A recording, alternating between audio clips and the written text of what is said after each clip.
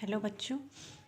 सानिया ने मुझे 2 प्रश्न लिख के भेजे थे, प्रश्नावली 1.3 के। तो जिनमें पहला प्रश्न है कि सिद्ध कीजिए कि वर्गमूल 5 एक अपरिमेय संख्या है। इसका वीडियो पहले मैंने आयुष के लिए भी भेजा है, और फिर मैं दोबारा बना रही हूँ क्योंकि ग्रुप में पहली बार भेज रही हूँ। और इस क्वेश्चन को करने से पहले मैं आपको बता दूं कि जो मैंने इससे पहले पूरी कुछ फ़ोटोज़ भेजी हैं प्रश्नावली 1.1 की और प्रश्नावली 1.2 की, वो मैंने इसलिए भेजी हैं क्योंकि आप लोगों ने प्रश्नावली 1.1 का भी कोई क्वेश्चन मुझे नहीं पूछा, उसके बाद प्रश्नावली 1.2 का भी नहीं पूछा। हो सकता है आप लोगों को सारे प्रश्न आ गए हों, फिर भी मैंने जिस हिसाब से आप लोगों के लिए प्रिपरेशन के लिए तैयार किए थे वो मैंने आप लोगों को नोट्स भेजे हैं। और इसके बाद भी मैं ये चाहती हूँ कि ग्रुप में हम डिस्कस ऐसे करें कि हम पूरी प्रश्नावली को फिनिश करें। हो सकता है जैसे मनीषा तो बहुत आगे बढ़ चुकी है, पर फिर भी आप लोग फिर से थोड़ा सा रिपीट करने की कोशिश कीजिए कि कोई क्वेश्चन ऐसा तो नहीं है जो समझ में नहीं आ रहा है। अगर आपको प्रश्नावली के सारे क्वेश्चन हो पा रहे हैं तो रिस्पॉन्स दे दो कि सब बच्चे अपना अपना रिस्पॉन्स दे दो कि मैडम हमने इतने क्वेश्चन हो गए, या अगर किसी का कोई प्रश्न नहीं हो पा रहा है तो वो भी रिप्लाई कर लो ग्रुप में कि मेरा ये क्वेश्चन नहीं हो पा रहा है, इस क्वेश्चन को समझा दीजिए, तो वो ज़्यादा अच्छा रहेगा। तब हम इसी हिसाब से चलते रहेंगे क्योंकि अभी तो हमारे पास टाइम भी है। और अगर क्योंकि घर में तो टाइम होगा ही आप लोगों के पास थोड़ा, मैं ये नहीं बोलूँगी कि आप दिन भर बैठ के पढ़िए, पर कोशिश कीजिए कि अच्छा सा अच्छा कर लें। खाली बैठने से तो अच्छा है आप लोगों का एक जो बेस होगा, जो आपको आता है वो बहुत अच्छे ढंग से आ जाना चाहिए, आप ये कोशिश कीजिए।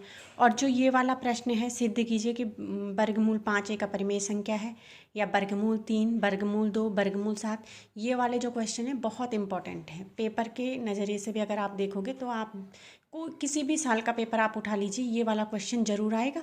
और एक यूक्लिड विभाजन जो एल्गोरिथम वाले क्वेश्चन है वो भी बहुत इम्पॉर्टेंट है।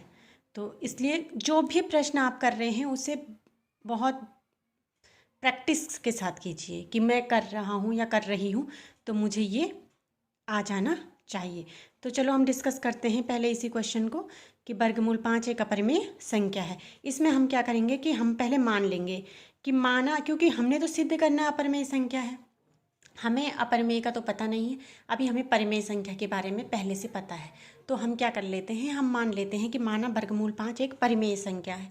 और परिमेय संख्या की जो हमारी परिभाषा थी उसके अकॉर्डिंग जो परिमेय संख्याएं होती हैं उनको हम P/Q के रूप में लिख सकते हैं, जहाँ Q does not equal to 0। ये हमने परिभाषा याद कर रखी है, पढ़ रखी है, समझ रखी है, इसलिए हम इसको ऐसे ही लिखेंगे, वर्गमूल 5 बराबर P/Q, जहाँ Q does not equal to 0।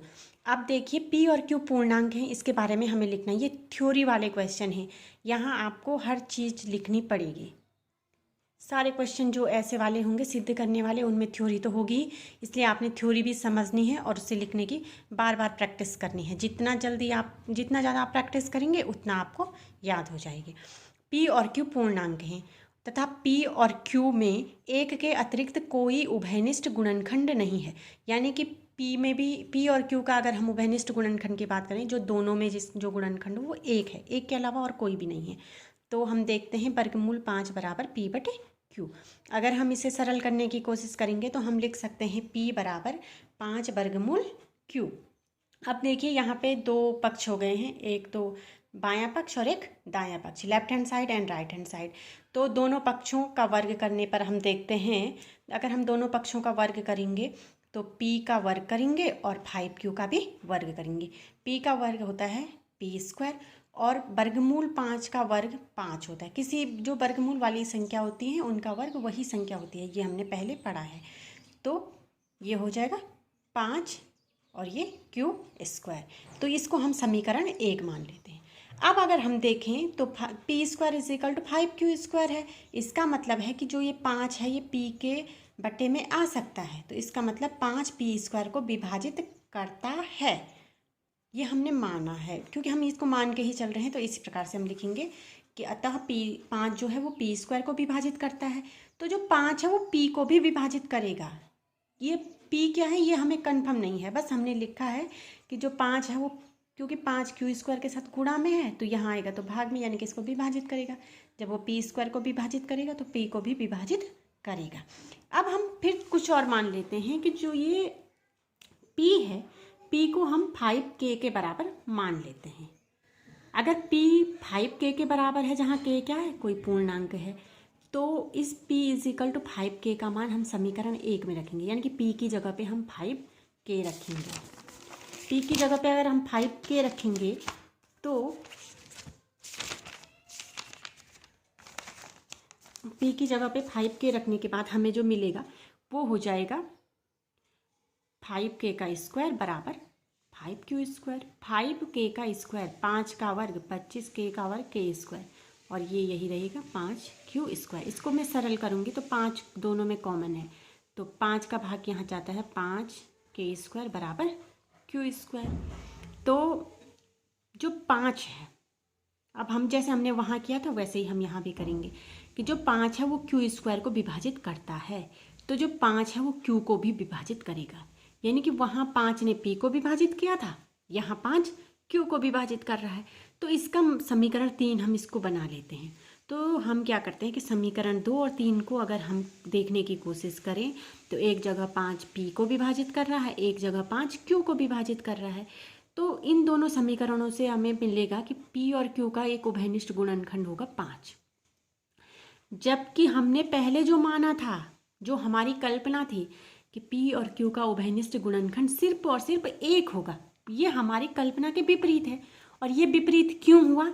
क्योंकि यह विरोधाभास हमारी त्रुटिपूर्ण कल्पना के कारण हुआ।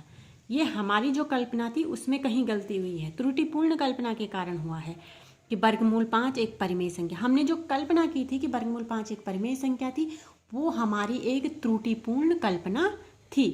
क्योंकि वर्गमूल 5 एक परिमेय संख्या होती अगर, तो इसमें एक के अतिरिक्त हमें बार बार अलग अलग गुणनखंड कॉमन नहीं मिलते, अतः वर्गमूल 5 एक अपरिमेय संख्या है। इसी प्रकार से आपको जो प्रैक्टिस में है वो वर्गमूल 3 का भी करना है, वर्गमूल 2 का भी करना है, वर्गमूल 7 का भी करना है।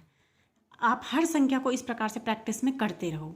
सबका ऐसे इसी थ्योरी एक ही होगी, सबकी संख्याएं अलग अलग होंगी। आप जितनी बार इसको प्रैक्टिस करेंगे उतना जल्दी आपको ये याद होगा। और ये बहुत ज़रूरी प्रश्न है, आपको तो बहुत प्रैक्टिस करनी है और याद करना ही करना है। इसके बाद जो सानिया ने दूसरा प्रश्न पूछा वो इसी प्रश्नावली का दूसरा प्रश्न है।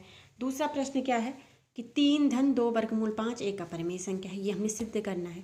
तो इसमें भी हम यही मान लेते हैं, मानना वही है कि माना 3 धन 2 वर्गमूल 5 एक परिमेय संख्या है। अगर ये परिमेय संख्या है तो हम इसको किसके रूप में लिखेंगे? p/q के रूप में, जहाँ q ≠ 0।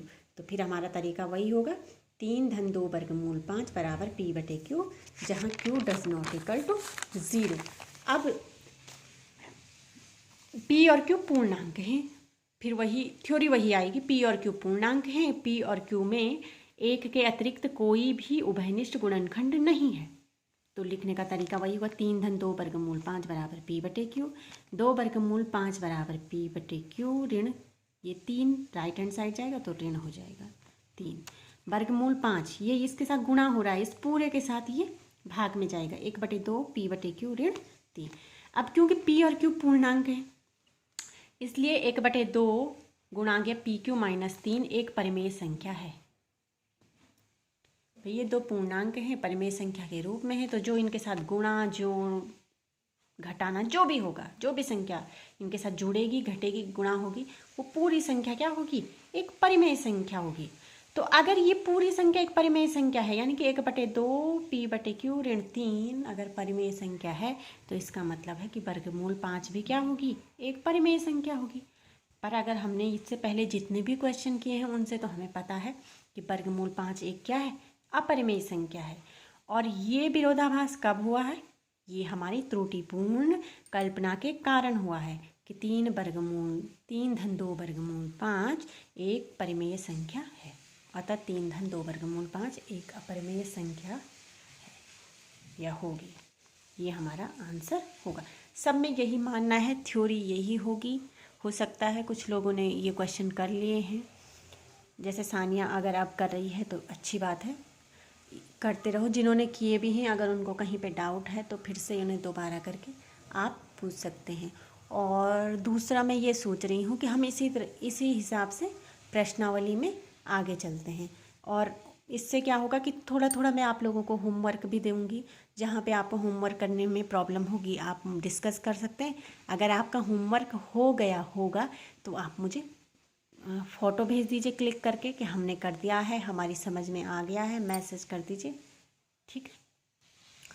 तो इसके बाद जो इसका तीसरा प्रश्न है, तीसरे प्रश्न में के 3 भाग हैं। एक तो है कि हमें सिद्ध करना है कि 1/वर्गमूल 2 अपरिमेय संख्या है, उसमें भी ऐसा ही आपको मानना होगा। दूसरा है 7/5 और तीसरा है 6/वर्गमूल 2। तो ये 3 आपके लिए होमवर्क में है।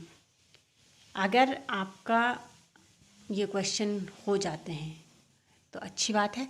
अगर किसी को प्रॉब्लम होती है तो आप मुझे पूछ सकते हैं, फिर हम इसे दोबारा डिस्कस कर सकते हैं।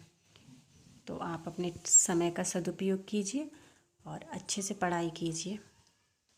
फिर शाम तक आप मुझे इन 3 क्वेश्चनों का रिप्लाई कर दीजिएगा और जो मैंने अभी तक वीडियो भेजा है उसे बता दीजिएगा कि समझ आ गया है या नहीं आया है या कहाँ पे प्रॉब्लम हो रही है। और इसी हिसाब से हम प्रश्नावली वाइज ही आगे बढ़ते हैं। जो लोग आगे हैं, जैसे मनीषा आगे पढ़ रही है तो अच्छी बात है, पर यहाँ भी टच में रहे और अगर आगे भी कहीं प्रॉब्लम हो रही है तो उस पर भी हम डिस्कस करते रहेंगे। और जो और लोग हैं जिनके नंबर आपके पास हैं, प्लीज़ आप उनके नंबर सेंड कर दो ताकि ग्रुप में उनको जोड़ें और वो भी देखें कि ग्रुप में कुछ पढ़ाई हो रही है। या कोशिश कीजिए अगर कहीं से मिल सकता है किसी का नंबर तो कोशिश कीजिए और उसको हम ग्रुप में जोड़ देंगे, ठीक है। फिर शाम तक आप मुझे इन 3 क्वेश्चनों का रिप्लाई कर दीजिएगा। ओके।